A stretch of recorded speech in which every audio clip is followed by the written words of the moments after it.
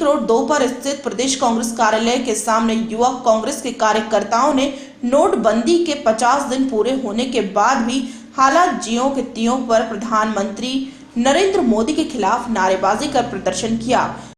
नरेंद्र मोदी शर्म करो, शर्म करो, शर्म करो। नरेंद्र मोदी शर्म करो, शर्म करो, शर्म करो।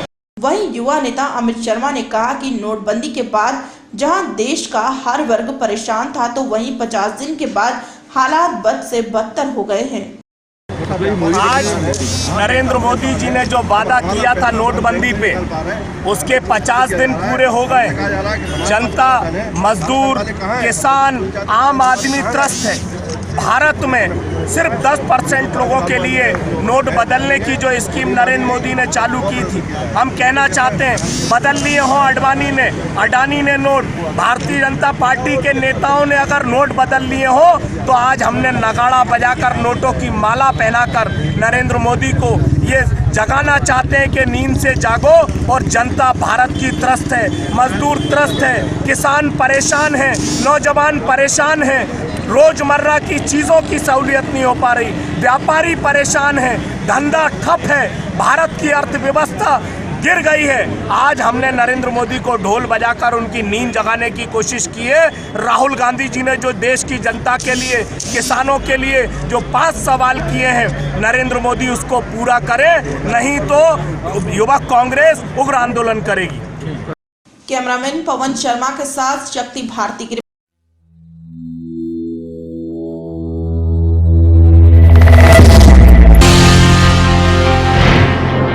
भाजपा सरकार भूमि पूजन करना तो जानती है, लेकिन सालों साल तक निर्माण करना नहीं। भाजपा सरकार द्वारा बैरागढ़ के लोगों को दिखाए गए सपने।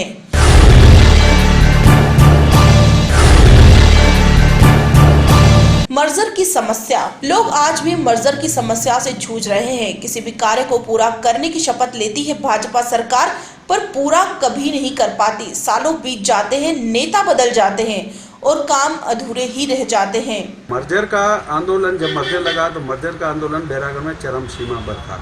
उसमें कांग्रेस भी शामिल थी, भारतीय जनता पार्टी के लोग भी शामिल थे और सामाजिक संगठनों के भी लोग शामिल थे। सब लोगों ने संयुक्त रूप से आंदोलन बड़ा करने का निर्णय लिया। जैसे ही ये भनक मुख्यमंत्री शिवराज सिंह को लगी, उन्होंने फ़ोन करके कहा मैं आप लोगों के बीच में आना चाहता हूँ। हमने कहा स्वागत है। मध्य प्रदेश का एक मुखिया हमारे यहाँ आकर बोलता है कि ये समस्या मैं आपकी 3-4 महीने में हल कर दूंगा और आप लोगों किसी को भी बेदखल नहीं होने दूंगा। और मैं आप लोगों को बता दूं, यहाँ पे भारतीय जनता पार्टी के सबसे वरिष्ठ नेता, जिसको बैरागढ़ का भीषण पितामह कहा जाता, नानकराम वाधवानी, जो इस समय हमारे बीच में नहीं है, उन्होंने मध्य प्रदेश के मुख्यमंत्री को कहा था, सीएम साहब हम लोगों को रात को नींद नहीं आती मर्जर की वजह से। तो उसमें सीएम ने कहा आप लोग चैन से सो और इसकी पूरी जवाबदारी मैं लेता हूँ, मैं जागूंगा।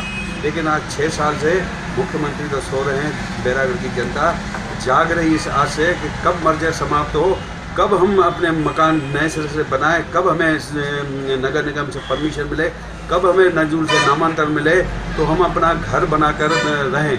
लेकिन आज तक वो समस्या हल नहीं हुई है। तो ये तो सिर्फ मुंगेरी लाल के हसीन सपने दिखाते हैं।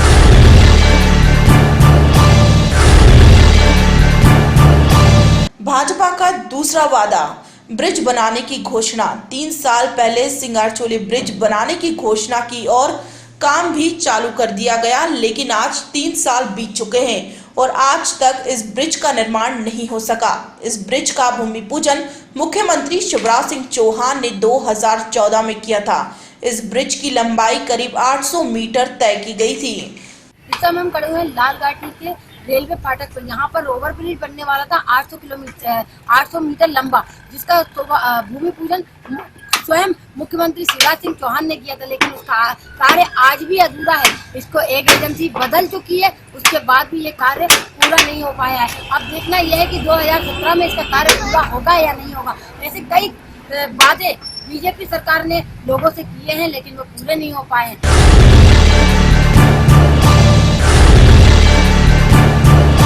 भाजपा सरकार का तीसरा वादा, गुलाब उद्यान का निर्माण। संतनगर के तालाब के किनारे गुलाब उद्यान का कार्य 2014 में पूर्व महापौर कृष्णा गौर ने भूमि पूजन के साथ किया था। इस उद्यान में करीब 1 करोड़ की राशि खर्च होनी थी, लेकिन 2 साल बीत गए और उद्यान निर्माण में भी ग्रहण सा लग गया, इसका भी निर्माण नहीं हो पाया। ये महापौर कृष्णा गौर ने बैरागढ़ में 16 करोड़ रुपए की लागत से बताया गया था कि ये गुलाबी गार्डन बनेगा, लेकिन गुलाबी गार्डन तो छोड़, कोई गार्डन छोड़, कचरे का ढेर बना पड़ा है। और जितनी बार भी यहाँ पर इनके भारतीय जनता पार्टी के महापौरों, विधायकों, पार्षदों बोला पर हम शीघ्र ही पूरा करेंगे। तो मैंने शुरू में कहा ये मुंगेरी लाल के हसीन सपने दिखाते हैं, वो हसीन सपने दिखाते हैं और संत नगर वाले बेचारे देखते रहते हैं, काम कुछ नहीं होता।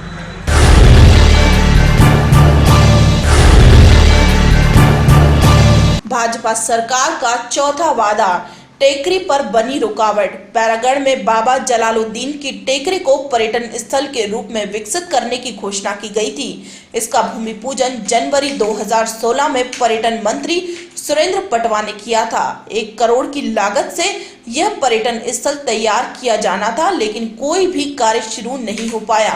यहाँ पर बाबा जलालुद्दीन की टेकरी की दरगाह है, उस पर सुरेंद्र पटवा जी ने खुद आकर पर्यटक स्थल बनाने के लिए बोला था, भूमि पूजन किया, उसका भी कुछ नहीं हुआ।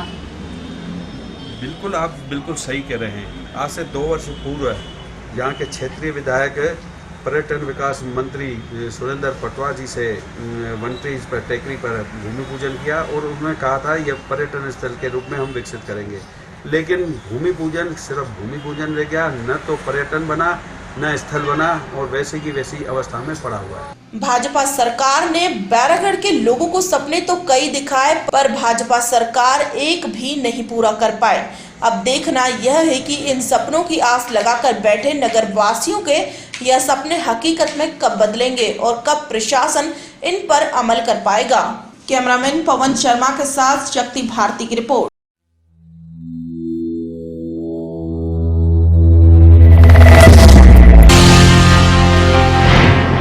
8 नवंबर को नोटबंदी लागू होने का सबसे ज्यादा असर दिहाड़ी मजदूरी करने वाले मजदूरों पर हुआ है। मजदूरों ने कहा कि प्रधानमंत्री का ये फैसला सरासर गलत था। अगर ये उनका फैसला लेना ही था तो पहले व्यवस्थाएं करनी थी। 50 दिन पूरे होने के बाद भी लोगों को पैसे के लिए भटकना पड़ रहा है और उनका काम पूरी तरह से ठप हो गया है। जो मजदूर 200-300 रुपए में मजदूरी करते हैं, वह भी आज खाना खाने के लिए मोहताज हो गए हैं। मजदूरों ने यह भी कहा कि इन लाइनों में 50 दिन में कोई भी नेता या बड़ा अधिकारी नहीं दिखा, दिखे तो सिर्फ गरीब लोग। क्या सारा काला धन हम गरीबों के पास ही था? लेकिन जो दिहाड़ी मजदूरी के लोग हैं, जो रोज लाना, रोज खाना और कमाना, जिनका काम है, जो दिहाड़ी मजदूरी करते हैं, 200-300 रुपए जो कमाते थे, आज उनका वो काम भी बंद हो गया है। आइए जानते हैं 50 दिन के बाद भी उनकी इस नोटबंदी पर क्या असर पड़ा है। आइए जानते हैं नोटबंदी पर आपको क्या असर पड़ा आपके काम पर? जी, हमारा पूरा फर्क पड़ गया। पैसे उसे कुछ नहीं रहा। कोई मोदी ने बोला था तुम्हारे खाते में हम पैसे डालें, कोई पैसे नहीं। हम मजदूर 1-2 किलो आटे ला के, चावल ला के हमें बच्चे पाल रहे हैं, बहुत परेशान चल रहे हैं। सब मोदी झूठा वादा दे रहा है। तो 50 दिन हो चुके हैं, उसके बाद भी यही हालत है। ये रोड डाउन हालत चल रही है मैडम, बहुत परेशानी चल रही है हमको। मतलब मोदी ने कुछ भी नहीं करा और परेशान पूरी पब्लिक परेशान चल रही है। जीरो खाते, कोई पैसे नहीं, झूठा वादा दे रहे हैं। कोई पैसे डाल रहा है, कुछ नहीं डाल रहा है। बड़े आदमी तो सब उनके पास पैसे रहते, खा लेते। हम तो पैसे भी नहीं, कुछ भी नहीं। रोज ATM फंसाते और रोज निकाल के लाते और बच्चों को खिलाते। वो बिल्कुल फुटफाटी हो गए हैं, बेचारे उनको खाने से मोहताज हो रहे हैं। अपना सामान गिरवे रखते हुए पैसे नहीं मिल रहा है। अब ये बताइए कि उसमें बेचारे गरीब लोग क्या कर सकते हैं? डेली लाना, डेली खाना है। जब मोदी जी को 25,000 के 30,000 रुपये अकाउंट में डालना था तो पहले डालना था। अच्छा। तो कम से कम निकाल के बेचारे गरीब लोग खा तो सकते थे। अब क्या है, इधर रेत पे महंगाई बढ़ा दी, इधर लोहे पे बढ़ा दिए। जो सेठ लोग थे उनने पूरा काम ठप कर चुके हैं। अब काम ठप होने के ऊपर बेरोजगारी आदमी क्या कर सकेंगे? फुटपाटी आदमी है, डेली लाना, डेली खाना, अपने बच्चे का पेट पालन करना है, तो किस आधार पे होएगा ये बताइए आप। मतलब आपका मतलब ये है कि नोटबंदी गलत है? नहीं, करना था तो पहले मार्केट में वो नए नोट निकालने के अनुसार करना था। अब एकदम से जो नोट बंदी बंद कर दिया है तो जो गरीब व्यक्ति के है, आदिवासी लोग हैं, वो क्या खा सकते हैं, क्या है? जिनके पास में पैसे हैं उनको तो कोई फर्क नहीं पड़ा है भाई, मजदूर आदमी को कितना फर्क पड़ा है, डेली लाना डेली खाना है, क्या करेगा बेचारा है? बता दीजिए। मेरा नाम है अर्जुन सिंह चौधरी, बैरागढ़ रहता हूँ, वार्ड नंबर 4, मछली मार्केट। बड़े लोग जो थे वो कोई भी लाइन में नहीं दिखा, जो गरीब और वर्ग के लोग हैं वही लाइनों में ज्यादातर दिखे। बैरागढ़ से कैमरामैन पवन शर्मा के साथ संजना प्रियानी।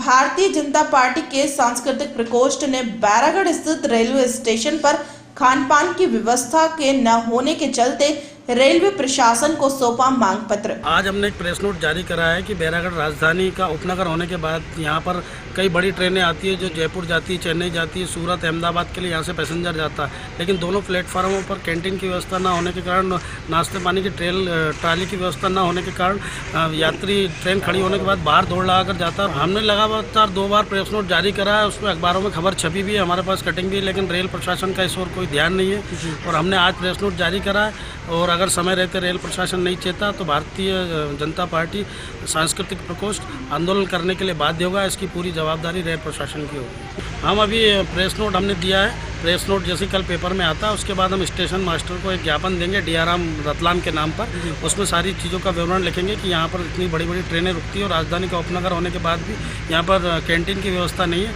अगर इसको लेकर हम जब DRM को ज्ञापन देंगे उसके बाद अगर कैंटीन के टेंडर नहीं होते या कैंटीन की व्यवस्था नहीं होती है तो फिर हम आंदोलन करने के लिए बाध्य होंगे। वहीं यात्रियों का भी कहना है कि बैरागढ़ रेलवे स्टेशन पर ना कोई खान पान का स्टॉल है और ना ही साफ सुथरा पानी।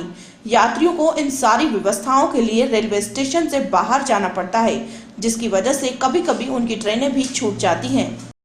यहाँ बैरागढ़ में होना चाहिए कैंटीन की, क्योंकि यात्री बहुत आते जाते रहते हैं बाहर से भी। आप भी बाहर से हैं? जी हाँ, मैं झांसी से आया हूँ। झांसी से आए। आप कितनी देर से बैठे हैं? यहाँ करीब 10 मिनट हो गए। तो आपको चाय नाश्ते की कोई? नहीं, इधर नहीं है, बाहर जाना पड़ रहा है।